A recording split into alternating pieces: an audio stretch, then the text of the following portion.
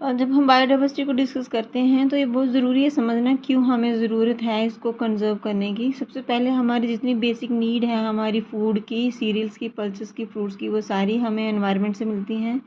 Firewood हमें environment से मिलती है। फाइबर, हमारे कंस्ट्रक्शन मटेरियल जितना भी हम यूज़ करते हैं वो हमें एनवायरनमेंट से मिलता है। हमारे मेडिसिनल इंपॉर्टेंस की जितने भी चीज़ें हैं, चाहे वो प्लांट्स हैं चाहे एनिमल्स हैं, वो भी हमें एनवायरनमेंट से ही मिलती हैं। और इंडस्ट्रियल प्रोडक्ट्स जैसे कि टैनिंग्स हैं, गम्स हैं, लुब्रिकेंट्स हैं, डाइज हैं, रेजिन्स हैं, परफ्यूम्स हैं, ये भी सारे हमें हमारे एनवायरनमेंट से ही मिलती हैं। इसीलिए हमें ज़रूरी है इनको हमें कंजर्व करना। और more than 25% of the drugs are derived from plants. जितनी मेडिसिन हम यूज़ कर रहे हैं 25% से ज़्यादा हमें एनवायरनमेंट से मिलती हैं। 25,000 स्पीशीज़ हैं प्लांट्स के जो यूज़ होते हैं हमारे ट्रेडिशनल मेडिसिन में इंडिया में।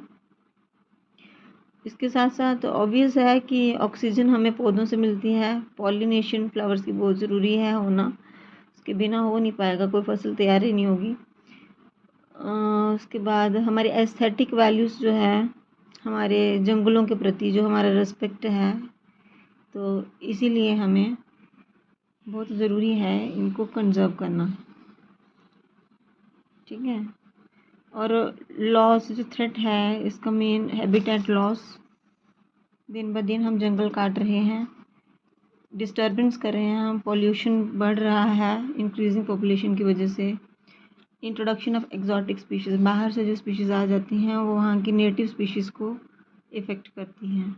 हमें बहुत ज़रूरी है इस वक्त कंजर्व करना अपनी बायोडाइवर्सिटी को, लोकल बायोडाइवर्सिटी को हमें कंजर्व करने की बहुत ज़रूरत होती है। Thank you.